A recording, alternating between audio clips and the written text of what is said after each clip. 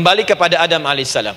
Nah, semua anak cucu Adam yang saya garis bawahi, sejak mulai terlahir itu sudah ada komitmen dari Allah dengan anak cucu Adam ini sebelum terlahir ke dunia, sejak dalam kandungan. Jadi kalau ibu belajar hadis, misal dulu saya pernah amanahkan kalau ibu mau belajar dasar-dasar, cari kitabnya Imam An-Nawawi yang Al-Arba'in An-Nawawiyah, 42 hadis.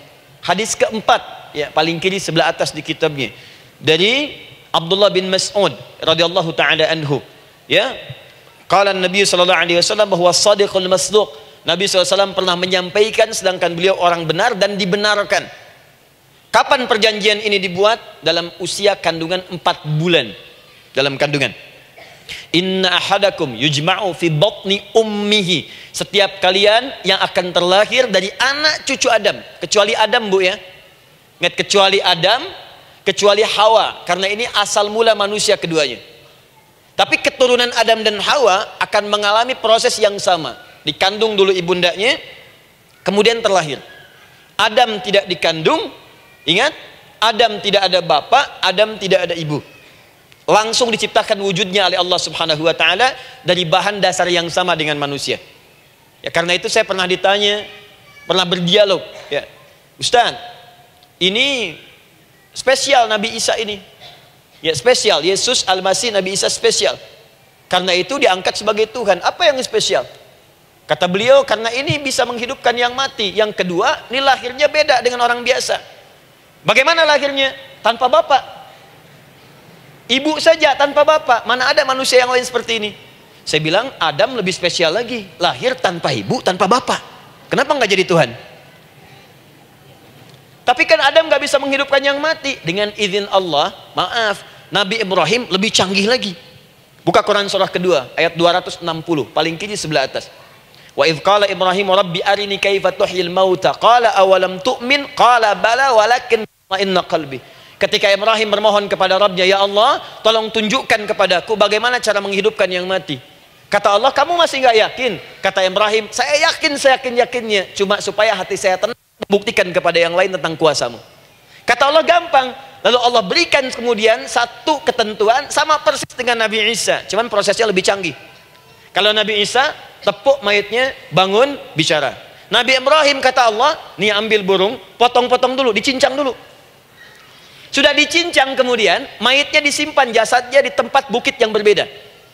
Kalau sekarang potong burung, simpan di bukit satu, jasad yang kedua simpan di bukit B. Kepalanya simpan di bukit A, ekornya simpan di bukit B, badannya simpan di bukit C. Panggil dengan nama Allah. Thummat uhunna ya'tina kasa'ya. Panggil bismillah dengan nama Allah, hidup, hidup. Sama persis dengan Nabi Isa. Dengan nama Allah biiznillah, hidup, hidup. Nabi Ibrahim biiznillah, dengan nama Allah hidup, hidup. Menyatu semuanya jadi satu. Psst.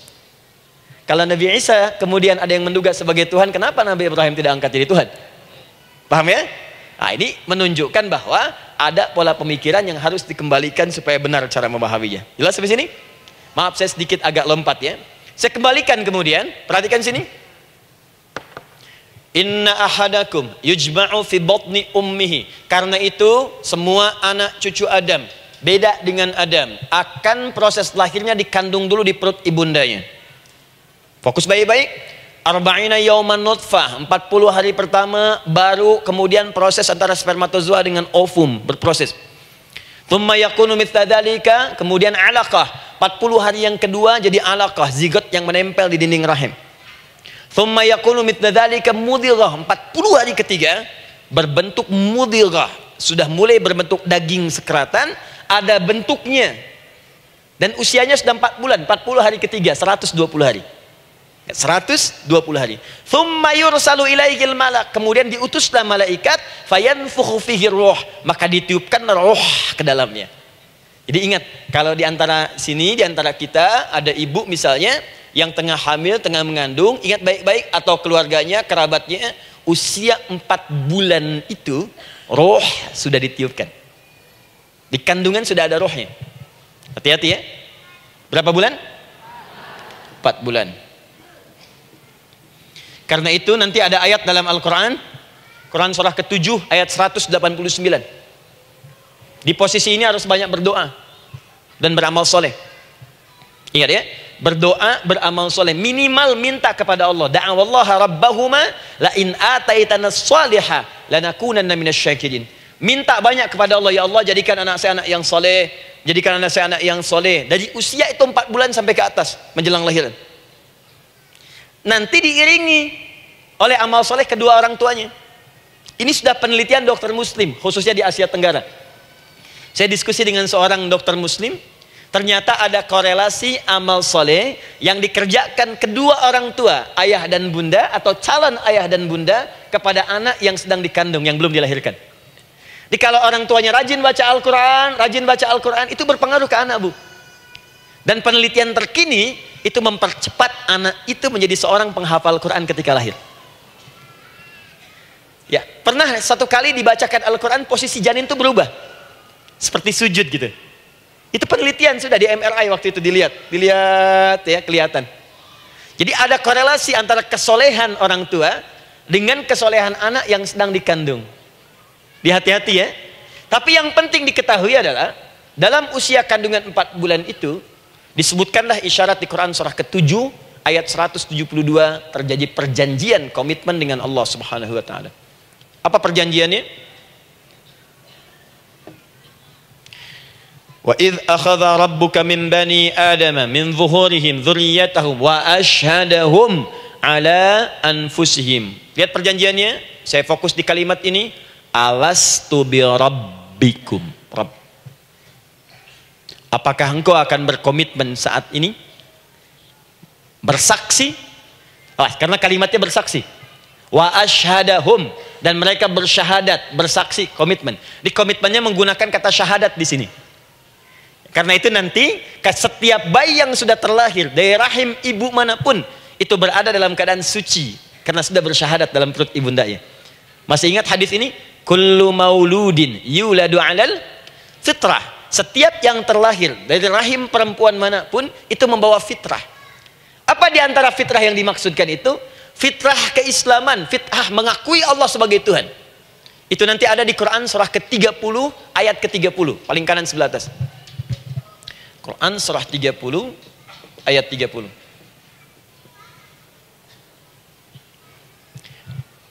Fa'aqim wajhaka lid-dini hanifa. Hei setiap manusia, fa'aqim wajhaka, hadapkan, pasrahkan, arahkan dirimu sepenuhnya. Lid-dini, pada ketentuan ad-din, hanifa, dengan lurus. Di setiap manusia itu punya fitrah untuk beragama. Punya kecenderungan untuk mencari Tuhan. Silakan ibu cek, manusia manapun yang pernah hidup itu pasti akan mencari Tuhan. Silahkan. Karena itu Allah beri jalan, begini cara mencarinya. Fitratallahi allati fataran nasa 'alaiha, itulah fitrah manusia yang telah Allah berikan pada dirinya bahkan sebelum dia terlahir. Di antara fitrah manusia ada kecenderungan untuk mencari Tuhan. Ada kecenderungan untuk mendekat kepada Allah. Bahasa Qur'annya din, lid-dini hanifa. Apa itu din? Itulah Islam. Quran surah ke-3 ayat 19. Inna dina indallahil Islam. Karena itu silakan cek, semua orang itu pasti akan mencari Tuhan. Setiap manusia. Ada yang melihat kayaknya ada di hewan, kayaknya ada di pohon, kayaknya ada di alam, kayaknya ada di patung, kayaknya ada di... mencari dia. Terus Allah beri jalan. Kalau kamu ingin mencari yang benar, din yang dimaksud Islam, diberikanlah tuntunan dalam Islam. Jelas sampai sini? Baik, karena itulah kemudian setiap bayi yang terlahir itu disebut oleh Nabi dia suci, dia bersih karena telah membawa risalah Islam dalam dirinya. Hanya sayang nanti fa abawahu yuhawidanihi au yunassaranihi au yumajjisanihi. Lingkungan nanti akan merubah dia keluar dari fitrahnya. Bisa dipengaruhi, tiba-tiba berubah misalnya keyakinan. Bisa karena kejadian tertentu dia jauh dari Allah Subhanahu wa taala. Dia muslim, cuman karena kondisi tertentu, pekerjaan menjauhkan dia dari Allah, lupa sholat. Telenovela menjauhkan dia dari Al-Quran. WhatsApp, Facebook, media sosial melupakan dia dari ibadah. Coba ibu, kalau online setiap hari berapa kali dengan media sosial? Ganti status. Online dengan Allah berapa kali dalam sehari? Coba hitung.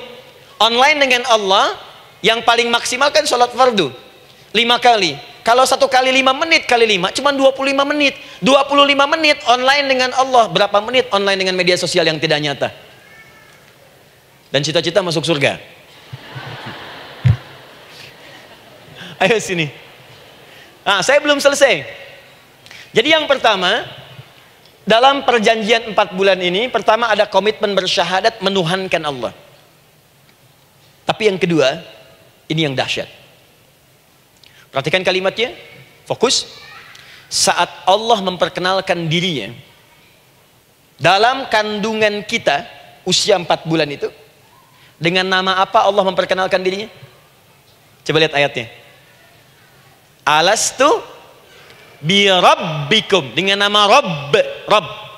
Wa idh akhadha rabbuka min bani adama dzurriyyatahum, awas, wa ashhadahum ala anfusihim alastu bi rabbikum, dengan nama Rabb.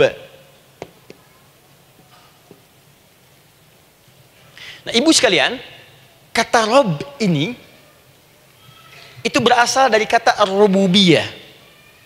Ar-rububiyah yang berarti sifat merawat, memberikan semua kebutuhan. Saya ulang ya, merawat, memberikan semua kebutuhan,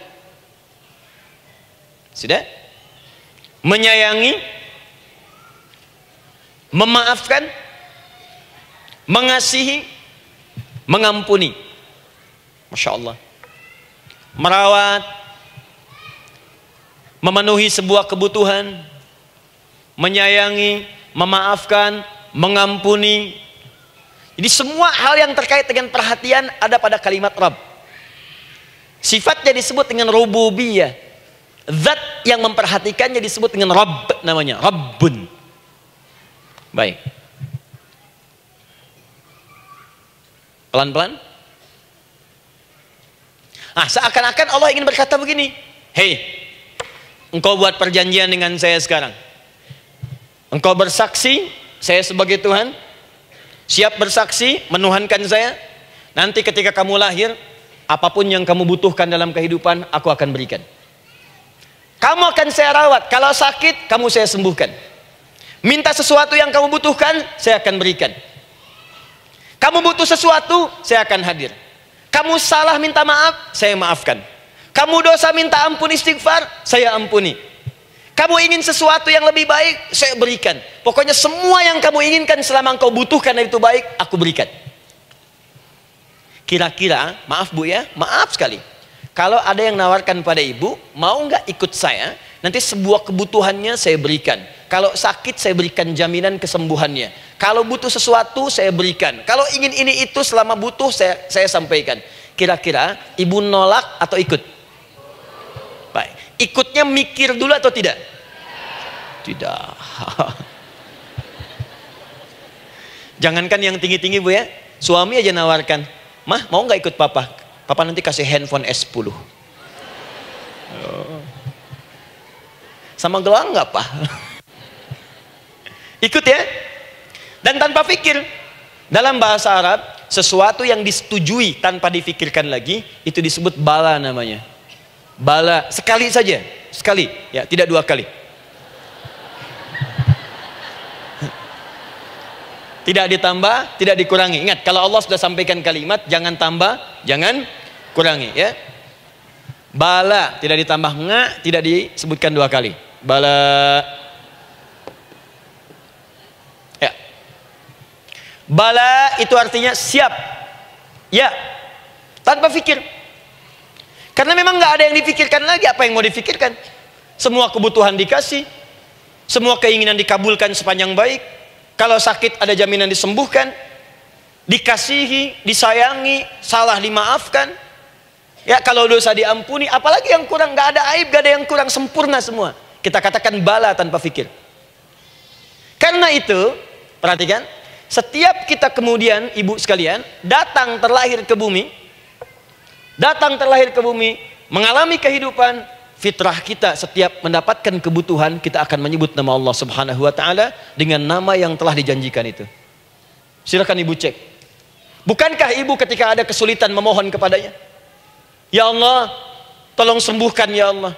Ya Allah, lancarkan ya Allah. Ya Allah, sukseskan suami saya. Ya Allah, tenangkan kehidupan rumah tangga kami. Ya Allah, anugerahkan solusi. Ya Allah, sembuhkan ibu saya. Semua minta kan? Dan dahsyatnya, ketika ibu memohon kepada Allah itu, ibu gunakan kalimat yang telah disepakati ketika Allah sampaikan kepada kita. Rabb, Rabb, Rabb. Perhatikan, kalau ibu berdoa, doa apa paling favorit?